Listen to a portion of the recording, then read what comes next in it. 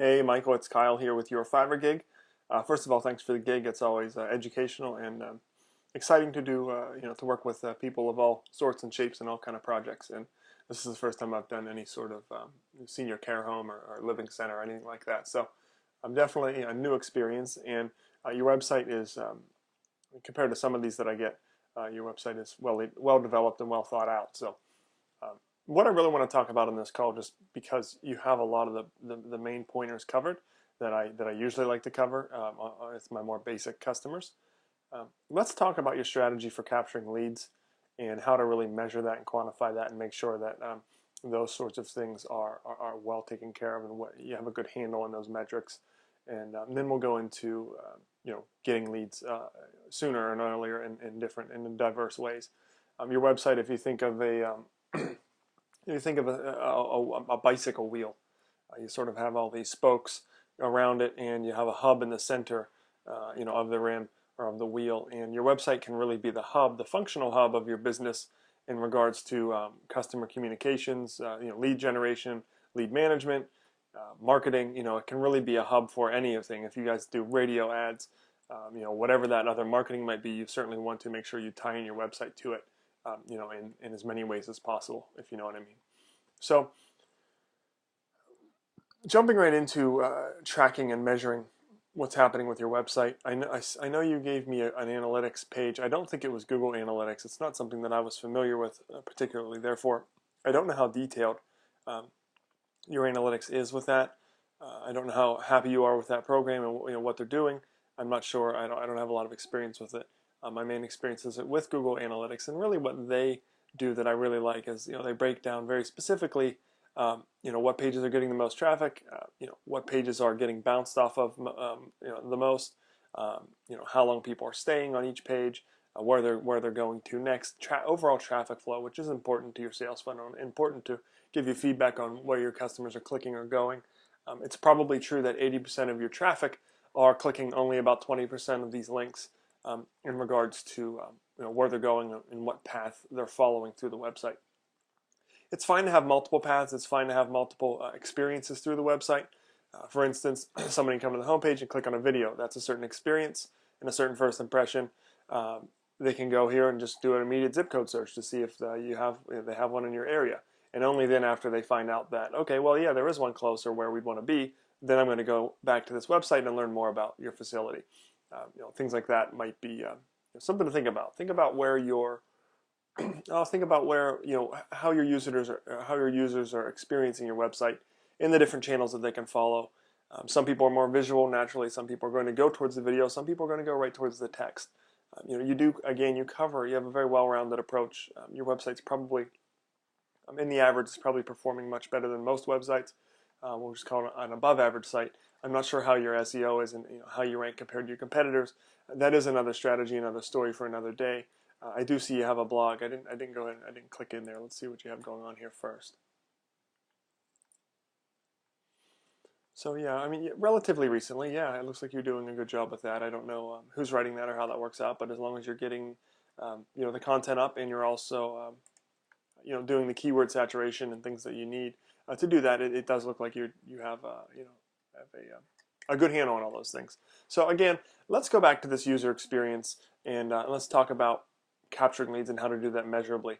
There's definitely certain types of tracking and certain types of capabilities that my programmers have done for me in different projects that I'm able to, log into the back end of a client's website and track what zip codes they're typing in, what they're looking for, this sort of data that the customers are inputting when they take action on your website.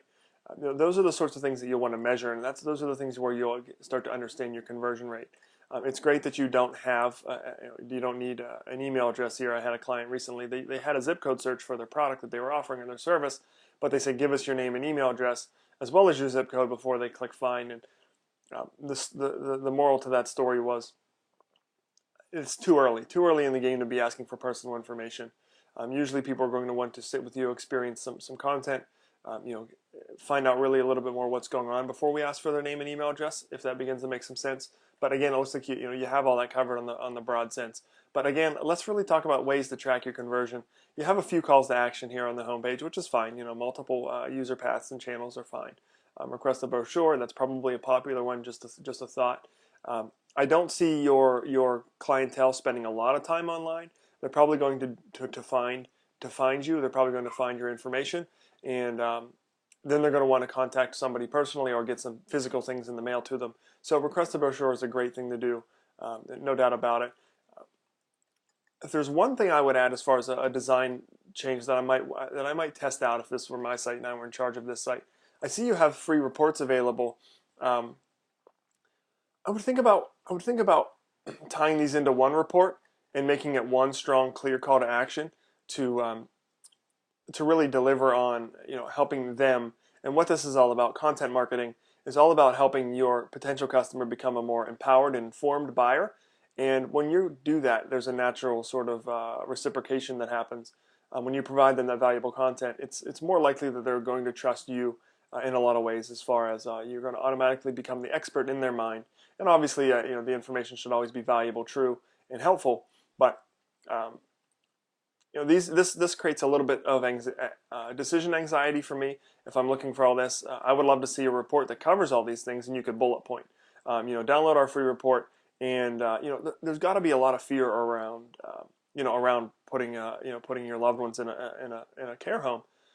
So there's nothing wrong with, at least in my marketing book, on touching on those fear points and the pain points of making them aware of not all care homes are created equal. And be sure that the top 5 reasons why what you need to look out for when you go to a care home, and I'm sure there's great information you can provide for that. On top of that, you can do the positive benefits as well.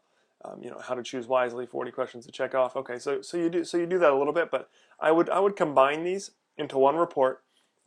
Make this a little bit more, maybe even a little more visual. Just you can even use the same space.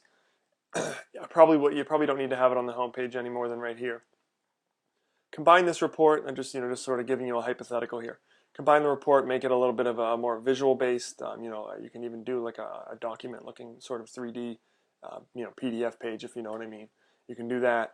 Go ahead and access this, and you would have your bullet points of what it includes. And also, people are motivated by 2 things: their fears and also their dreams and aspirations. So I think a well-rounded marketing package can use both. It doesn't always have to, but you'll know by, and people that are in sales, most importantly people that are in sales in your organization, whoever that might be, they're going to have their finger on the pulse of the customer better than anybody. So those are the people you want to talk with. I don't know if you deal with customers in the sales regard at all in your organization, but those are the people that are going to know what the concerns are of their customers, and what to look out for. I know I've seen a few care homes in my community that are almost scary in the way that the people are treated or not treated. They're not cared for as well as what I believe they should be if I were running a care home.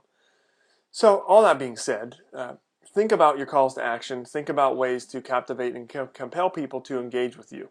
That report, I would, again, combining that into one, something that maybe isn't quite as daunting. It might not even be daunting, but it appears to be. I'm like, oh, I got 4 reports. I'm almost inclined not to click on that. I hadn't clicked on this. Let's go ahead and click and see what happens.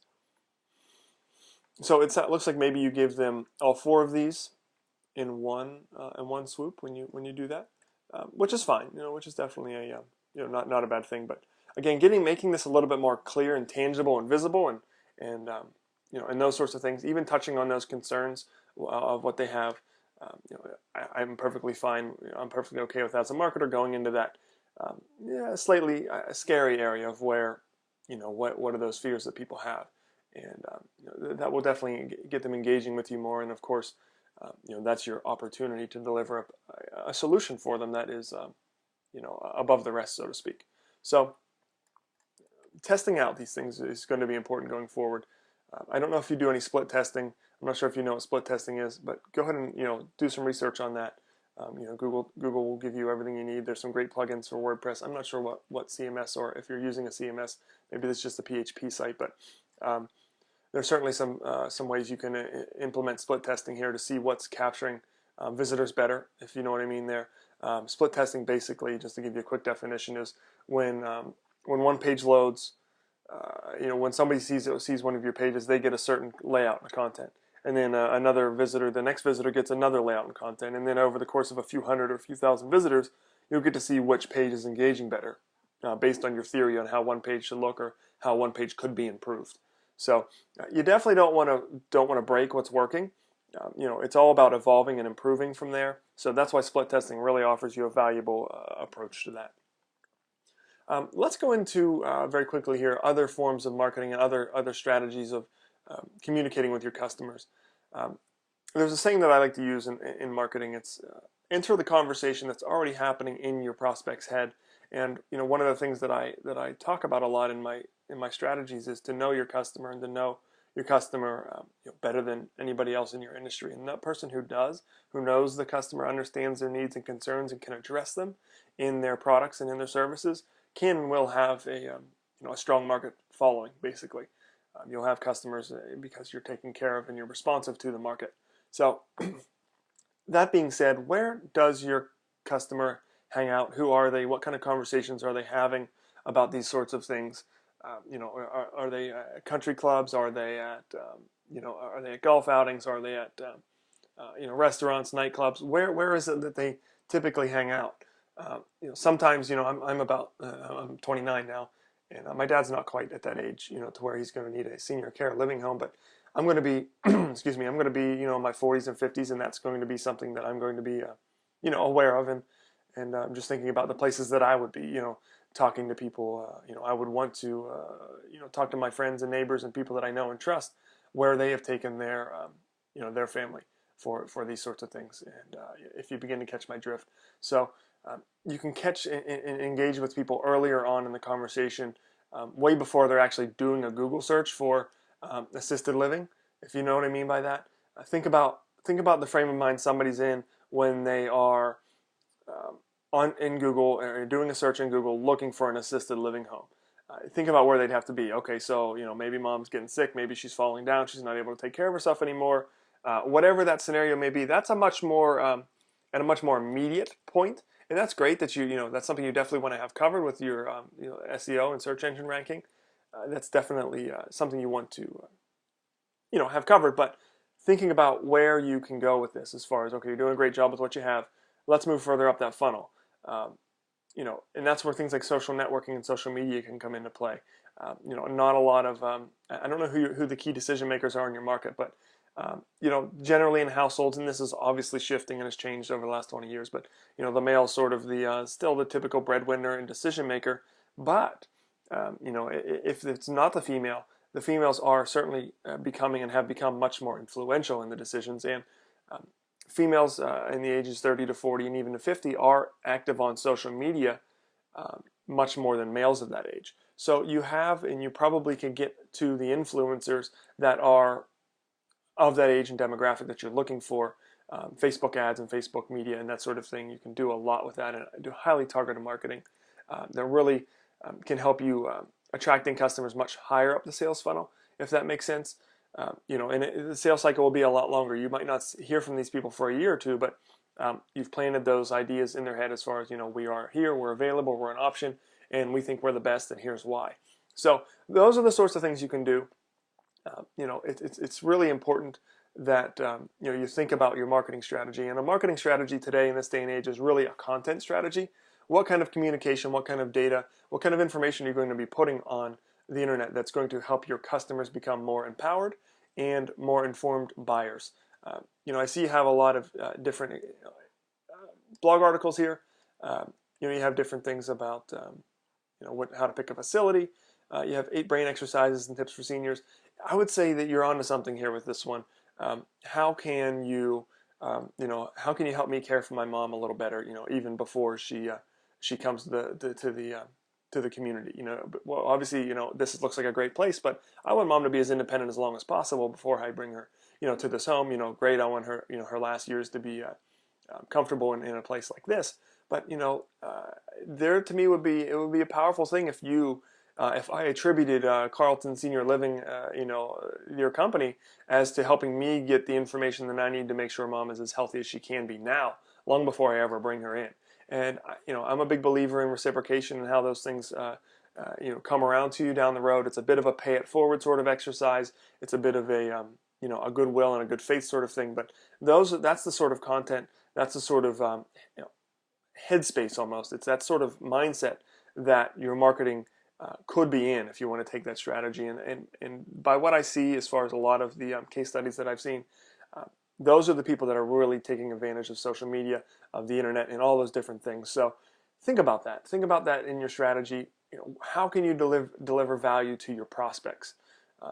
Your product and your service is all about delivering value to your customers.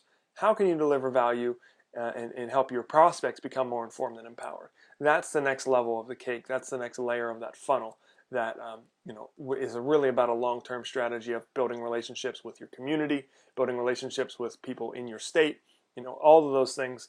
Relationships take time. Relationships mature, but the best relationships are the ones that take time and the ones that have been built over many years. So hopefully that gives you something to think about.